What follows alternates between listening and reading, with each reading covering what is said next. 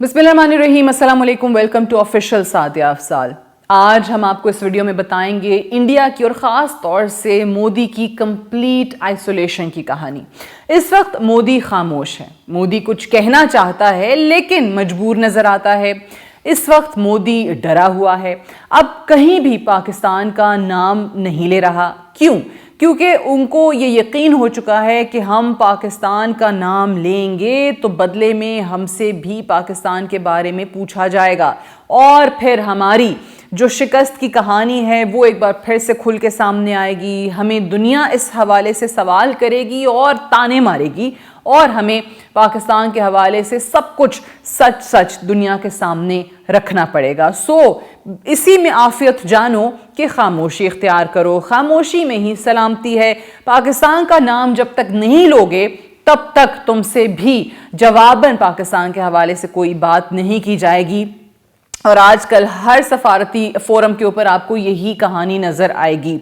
Recently अगर आप देखें जो हमारी कुछ वीडियोस पिछली रही हैं उसमें हमने आपको कहानी सुनाई थी शंघाई कोऑपरेशन ऑर्गेनाइजेशन में भारत को जिस सुबकी का सामना करना पड़ा था, जो कुछ वहाँ पे उनके साथ हुआ था कि उनके वजीर दाखिला कहते रह गए, मिन्नतें तरले कर ली, पाकिस्तान को किसी ना किसी तरीके से पहलगाम इंसिडेंट के साथ जोड़ दिया जाए, लेकिन किसी ने उनकी बात नहीं मानी। वो जो चाहते थे वो नहीं हुआ, मुश्तरका एलामिया में भी ये चीज़ नहीं आई और एग्जैक्टली वही शर्मिंदगी का सामना अब आपको नजर आता है जो इनको ब्रिक्स समिट में करना पड़ा है। अब वो मोदी जो दुनिया के सरबराहान से मुलाकातें नहीं कर रहा था, इज्तनाब किया जा रहा था और वजह मैंने आपको बता दी कि पाकिस्तान के हवाले से बात होगी और फिर वही शर्मिंदगी का सामना हमें करना पड़ेगा। लेकिन अभी रिसेंटली हमने देखा कि G7 इजलास के बाद पहली बार 2 दिन कबल मोदी दिल्ली से निकल के ब्राज़ील के शहर रियो डी जेनेरो पहुंचे, जहां पर ब्रिक्स समिट जो थी उसका इनेकाद हुआ था। और यहाँ पर भी अगर देखें तो मुकम्मल सफारती आइसोलेशन ही नजर आई। वो किस तरीके से, एक तो उनकी सफारती टीम ऑब्वियसली उनके साथ थी, लेकिन कहीं पर भी किसी ने भी, और ये बहुत कम आपको नजर आता है कि भारत के वजीर आजम हो, उनके साथ उनकी पूरी डिप्लोमेटिक मिशन हो और वो पाकिस्तान का नाम ना लें, और कहीं पे पाकिस्तान का नाम वाकई उन्होंने नहीं लिया। और अगर कहीं पर लिया भी तो उनका भारतीय मीडिया रिपोर्ट नहीं कर रहा। एक चीज़ तो ऑब्वियसली मोदी को पता है कि अपना मीडिया वो खामोश करवा सकते हैं इंडिया के अंदर, लेकिन इंटरनेशनल मीडिया को कैसे खामोश कराएंगे। तो अगर कोई बात की होती तो इंटरनेशनल मीडिया ने भी रिपोर्ट की होती। अब ब्रिक्स समिट के अंदर मोदी ने हर दुनिया जहां के टॉपिक पे बात की, हर मौजू पे बहस की।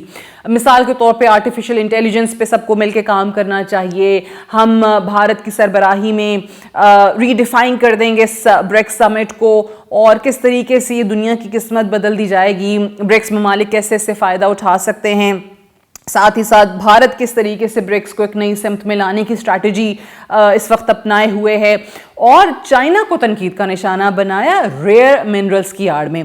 अगर आपको याद हो एक वीडियो में मैंने आपको बताया था कि चाइना का किस तरीके से होल्ड है उन तमाम रेयर मिनरल्स पर जो कि दुनिया की डिफाई इंडस्ट्री के अंदर बहुत ज़्यादा इस्तेमाल किए जाते हैं और उनको इंपोर्ट किया जाता है चाइना से। और चाइना ने ऑब्वियसली उनकी बंदिश जो जब से शुरू की है, ये जो अमेरिका और चाइना की आपको ट्रेड वॉर नज़र आती है उसके बाद, तो अमरीकी जो डिफेंस इंडस्ट्री है या यूरोप की वो तमाम ममालिक जो कि ख़ास तौर से ये चीज़ इंपोर्ट करते हैं, इन मिनरल्स को चाइना से इंपोर्ट करते हैं, उनको नुकसान का सामना करना पड़ा है।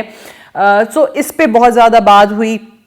वो तमाम वसाइल जो कि दीगर ममालिक के ख़िलाफ़ हथियार के तौर पे इस्तेमाल किए जा सकते हैं, वैसा नहीं होना चाहिए। ये मोदी के अल्फाज थे और ये इस तनकीद का निशाना कौन था? चाइना। आपको हर मौजू के ऊपर इस वक्त मोदी इस फोरम पे बात करते हुए नजर आएंगे सिवाय पाकिस्तान के, और उसकी वजह एक ही है क्योंकि उनको यही डर है, खदशा है कि यहाँ पे भी अगर हमने पाकिस्तान का नाम लिया तो हमारे साथ वही कहानी रिपीट ना हो जो SCO समिट में हुई थी। अब अगर आप इन रेयर मिनरल्स की कहानी को भी देखें तो इंडिया को इन मिनरल्स की ज़रूरत नहीं है चाइना से, ना ही अगर ब्रिक्स में किसी कंट्री को आप देखते हैं तो वो ये चीज़ इंपोर्ट करता है। हाँ, अलबत्ता अमेरिका ज़रूर इंपोर्ट करता है और इसकी बंदिश से अमेरिका को नुकसान हुआ है। सो अगर आप देखें तो मोदी हर वो कोशिश कर रहे थे चाइना पे तनकीद करने की जिससे अमेरिका को खुश किया जा सके। तो ब्रिक्स के अंदर भी वो अमेरिका की प्रॉक्सी के तौर पे बैठे हुए थे, अमेरिकी जो मुफाद हैं उसका दिफा करने के लिए बैठे हुए थे। इससे ज़्यादा उनकी कोई हैसियत नज़र नहीं आती है और यही वजह है कि पाकिस्तान हालांकि उस समिट में मौजूद नहीं था, ब्रिक्स समिट में, उसमें चाइना था, रूस था, ईरान था, मुत्तहिदा अरब अमारात था, पाकिस्तान की नुमाइंदगी नहीं थी, लेकिन उसके बावजूद भी मोदी ने इज्तनाब किया और पाकिस्तान का नाम ना लिया।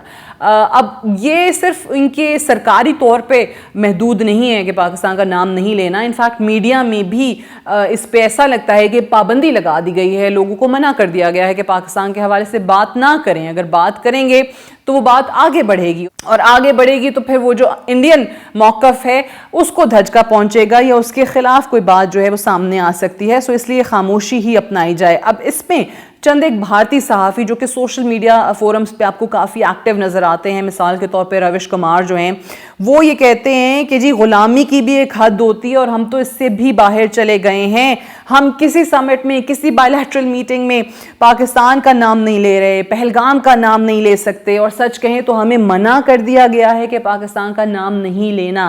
ये अब उनके कुछ सहाफ़ी जो हैं वो एतराज़ करना शुरू हो गए हैं और मोदी अपने मीडिया को खामोश करा सकते हैं, लेकिन जो इंडिया के अंदर ऑपोजिशन है, राहुल गांधी हैं, वो इस वक्त बात करते नज़र आ रहे हैं कि मोदी ने खुलेआम सरेंडर कर दिया है और ये कि उनकी तरफ से पाकिस्तान का नाम ना लेना जिसकी हम भी बात कर रहे हैं और ख़ुद वहाँ पे उनके अपने लोगों की तरफ से महसूस किया जा रहा है कि मोदी आज बहुत ज़्यादा बौखलाया हुआ, डरा हुआ है और पाकिस्तान का नाम लेने से भी घबरा रहा है। सो मोदी ने बिलाशुबा आज ऐसा ही लगता है कि सरेंडर कर दिया है बकौल राहुल गांधी और ये है आज भारत की कहानी।